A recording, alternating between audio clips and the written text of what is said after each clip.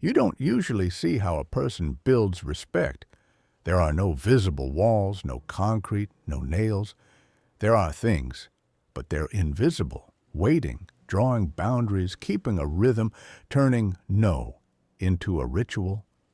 Respect isn't built by a single powerful moment, but by thousands of small choices.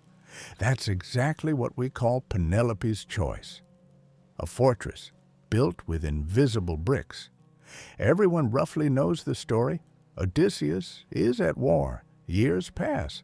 Suitors flood the palace, eat the food, enjoy the music, and abuse her patience. What does Penelope do? She starts weaving a shroud and says, "When it's finished, I'll choose someone." By day she weaves, by night she unravels. By not finishing a task, she builds a feeling. I won't rush. I won't make the decision on someone else's timeline. That's not just cunning. It's skillful time management and boundary architecture. The same principle works today in an office, a classroom, a family dinner, a PTA meeting, an interview room, a negotiation table in America. Respect is the byproduct of smart delay spread over time. Penelope's deepest decision isn't this: reject the suitors. It runs deeper. Stay loyal to my own rhythm. Protecting your rhythm is resisting other people's pressure to hurry. That's how you build an inner fortress. Because speed is often the weapon of the powerless. It makes noise, applies pressure, corners you. Rhythm belongs to the powerful. It's quiet, but it determines the decision.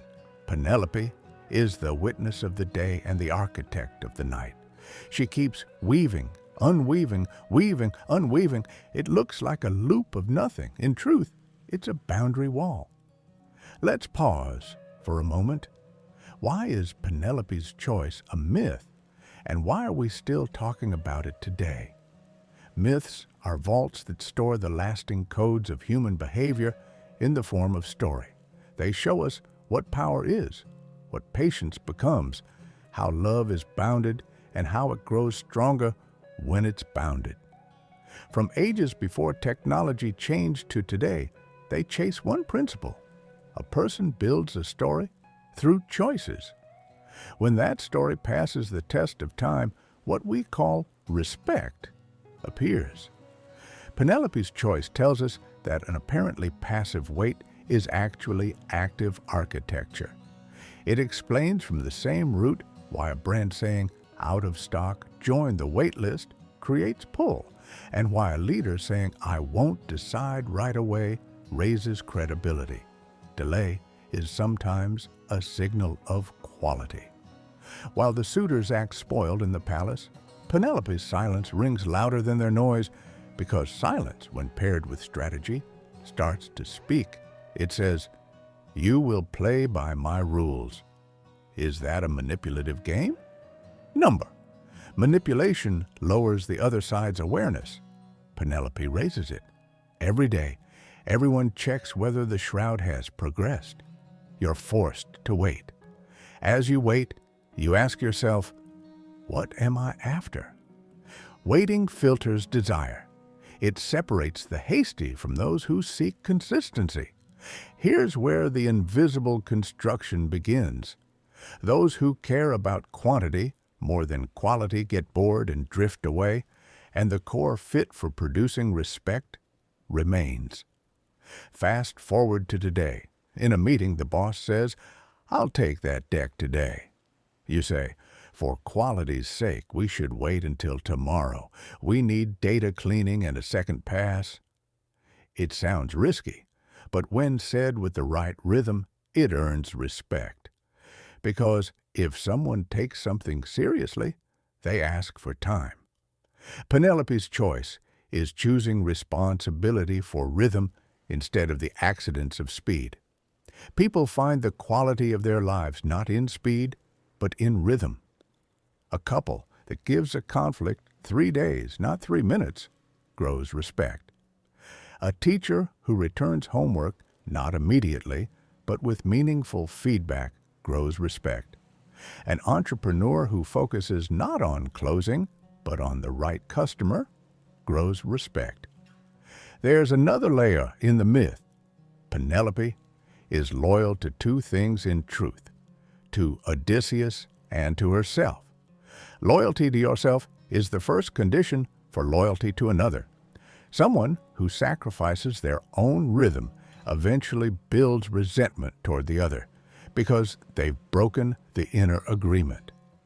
Penelope protects that inner agreement. I make the decision and I set the timing. Here's the interesting part. Loyalty to the inner agreement gives confidence to an outside observer because consistent boundaries produce trust. A harbor with unclear entries and exits doesn't draw ships in a storm. The harbor with a clear light and known depth does. Penelope's palace is a harbor. Waves hit, songs are sung, suitors come, but the lighthouse turns at the same speed. This choice is also the defense of invisible labor, daytime weaving, nighttime unweaving. Invisible labor lives everywhere in America. The care a mom quietly puts into organizing class lists, the checklist a nurse repeats at the end of a shift, the reconciliation an accountant does late at night, the never-ending small diplomacy a teacher practices in class. Invisible labor is the raw material of respect, but it doesn't become visible by itself. This is where Penelope's intelligence kicks in. She dresses invisible labor in a ritual. I will choose when it's finished ties her labor to a social rhythm. With each day, people wait. Even if they don't see the labor, they feel the effect. That sometimes the visibility of labor isn't announced by the result, but by the process. That's why good leaders set process rituals. A clean weekly report, double confirmations, framing up front, a checklist at the end. Ritual turns invisible labor into visible respect. What's the most common mistake the suitors make? Playing to each other, not to Penelope. They put on a show, try to flash power with pomp and consumption, but a power display isn't power. Power is tested by rhythm. Power that dodges rhythm is just froth. Today's business world runs the same way. A customer shouting doesn't mean they're right. An aggressive timeline from a manager isn't a vision. It's tested by rhythm. Will they show up with the same energy in 2 weeks? Write with the same consistency in 2 months? Keep the same quality over 2 quarters? Penelope uses time as a test. This test puts out unthought desire and stabilizes mature intent. Penelope's weaving isn't just waiting, it's story management. The story circulates in the palace. When the queen finishes, she will choose. Every rumor, every whisper, every look either inflates respect or deflates it. Penelope's communication is simple and one sentence. Simplicity is respect's friend. Too many words cheapen a decision. In a sale, a relationship talk, a team meeting, the best sentences are short. We need to protect this principle. This risk overshadows that benefit. Now, at this pace, we can't get quality. Simplicity clears the other person's mind and invites them to hear the rhythm. Why is Penelope's choice the invisible construction of respect? Because ultimate respect looks less at the decision moment and more at the procedure before it. Procedure is invisible, but it determines the outcome. A jury decides how it will line up the evidence before it decides the verdict. A family sets rules for how to fight before they fight. A company writes down its values before hiring. Procedure doesn't guarantee respect, but it creates a field where respect can be produced. Penelope sets procedure. I will choose, but according to what? When the shroud is done, that procedure is a time anchor. The hasty suitor gets irritated with procedure. The mature candidate respects it. Now let's go to the heart of the myth. Is Penelope's nightly unweaving hiding the truth or protecting it? Protecting it. Because when you hand the truth over to a rushed decision, you wound it. The right decision sometimes appears with time and sometimes requires time. Unweaving is a defense against the hasty packaging of truth. You know that rushed decisions carry heavy long-term bills. When you're buying a house, a few weeks of waiting can be more valuable than 10 years of debt. In a partnership agreement, one more month of negotiation is the price of years of peace. Penelope mythologizes this lesson. I'm unweaving now because I'm making room to weave right tomorrow. So is this choice just waiting? Number. Penelope manages the palace's energy, the suitor's rowdiness, the handmaid's whispers. She manages it, but with an invisible axis. What's that axis? Consistency. Consistency is the core force of respect. Consistent boundaries, predictable behavior, and clear language. When it's finished, I'll choose. Nothing more, nothing less. In today's world, consistency has become almost a luxury. Notifications, algorithms, constantly shifting priorities break consistency. That's why the person who shows consistency calms the nervous system of the group they're in. When a good teacher enters the classroom, when a good nurse leaves the room, when a good leader ends the meeting, a calm remains inside. The source of the calm. I know what to expect. Penelope creates that. Myths also point to the shadow. Penelope's strategy can't go on forever. Strategy exists for a purpose. The purpose is a real decision and a rebuilt unity.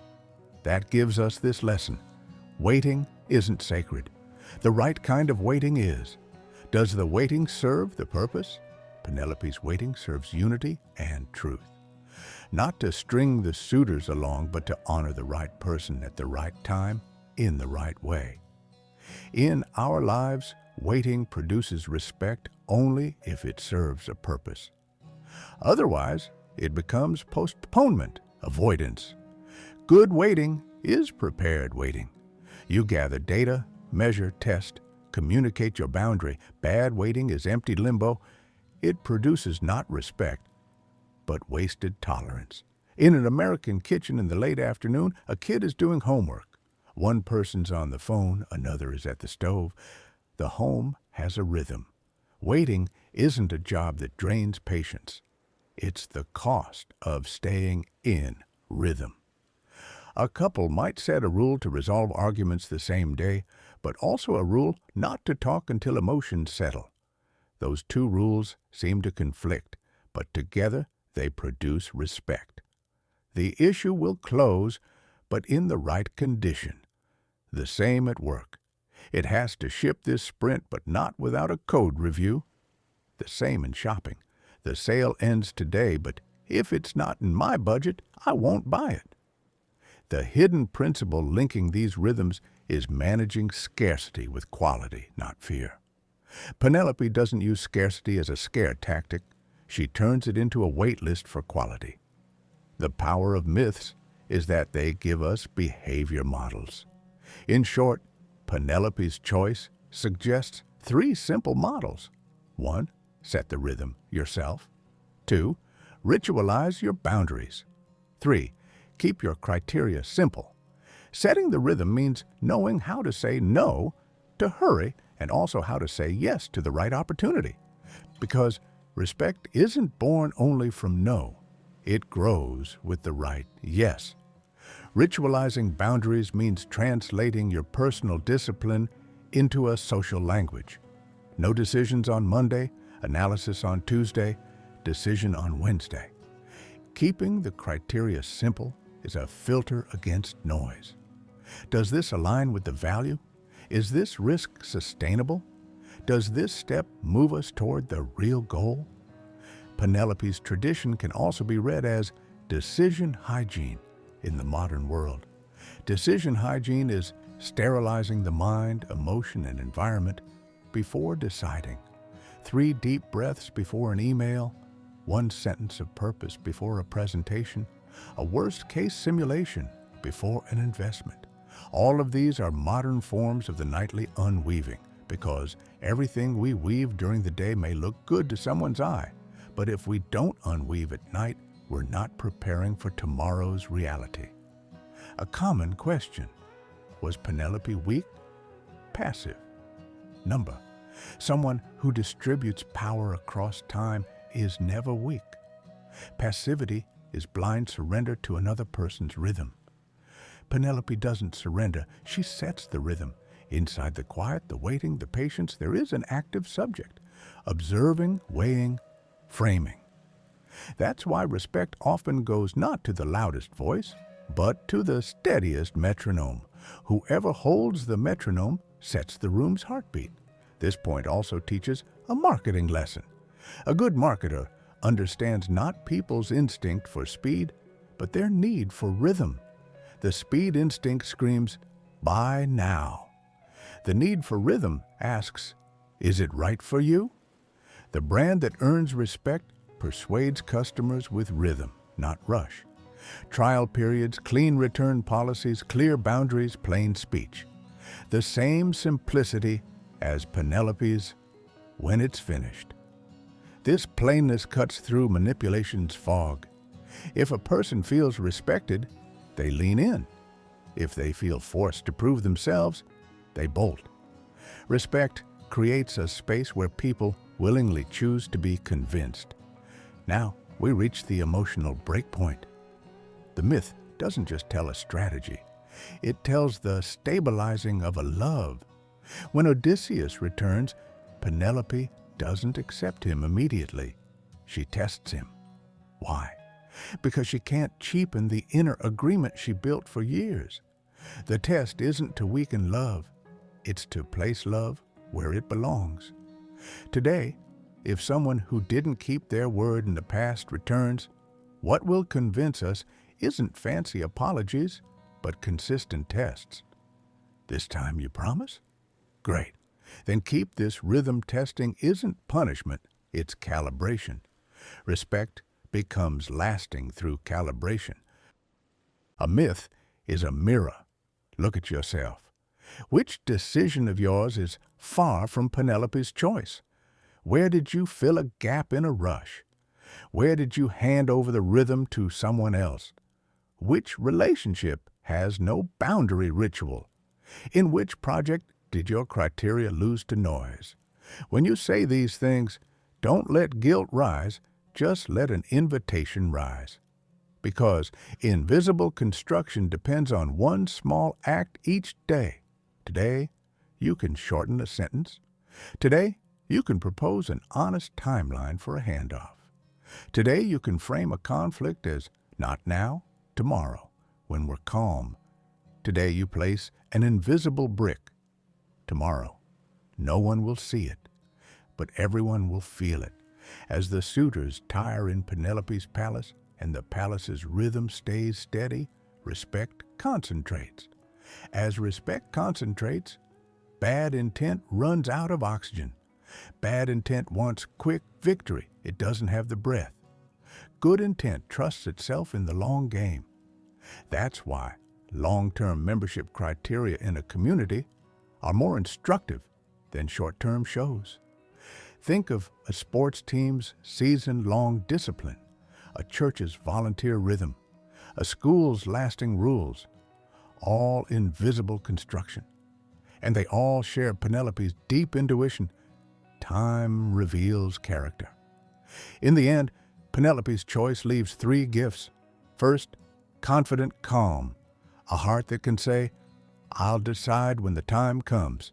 Second, keepable promises. When this happens, that will happen. Third, honorable love. Honorable love isn't just pouring out your heart to the other, it's giving room to their rhythm.